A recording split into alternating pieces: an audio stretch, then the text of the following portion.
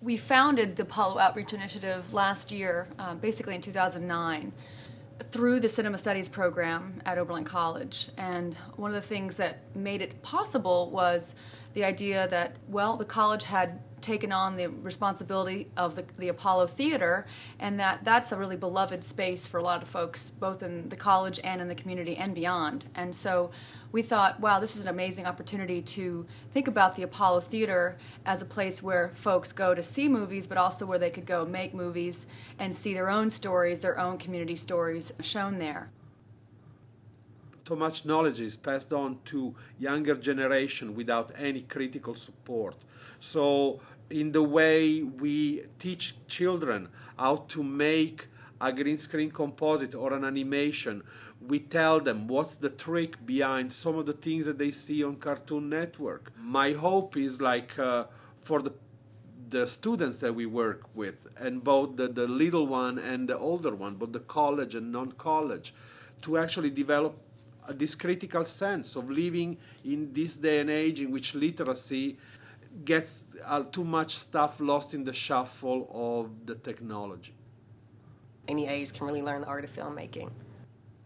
You have to lay the foundation down first and lay down key concepts. And I think from there, if you're able to teach more advanced filmmaking, just like with high school students, how they went above and beyond, I think that, even kindergartners, I've worked with, as young as they are, and they can understand the concept of stories.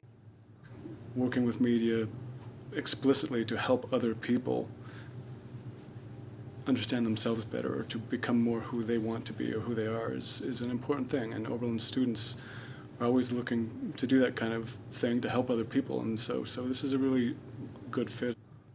I think I reached a certain point in college where I wanted to give back or get into the community, I find it, I don't know, it's very, very rewarding. I like it a lot. Every time I make a film, it's just like there's nothing else I'd rather do. And I see that in these kids, even in the second graders.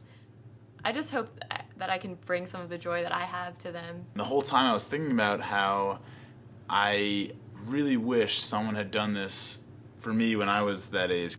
I just hope that it continues to expand, just, continue to have that presence within the Oberlin community, but hopefully branch off and expand as many other communities in the surrounding areas as they are able to. It's been, as a person who teaches in cinema studies, a really rewarding experience for me to see my students at Oberlin learning so much about themselves through teaching media to kids. And then in turn I learn a lot about myself through taking these risks with all of this team and finding our way to make it work without a kind of a roadmap.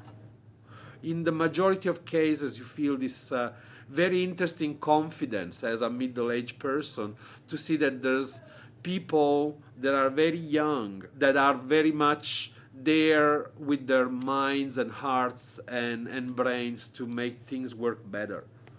I would like to think that the most valuable thing that a kid who's, whether it's a second grader at Eastwood or a 7th grader at Langston or a 11th grader from Oberlin High would remember is that he or she can make something that's meaningful and beautiful because it's meaningful and beautiful to him or to her.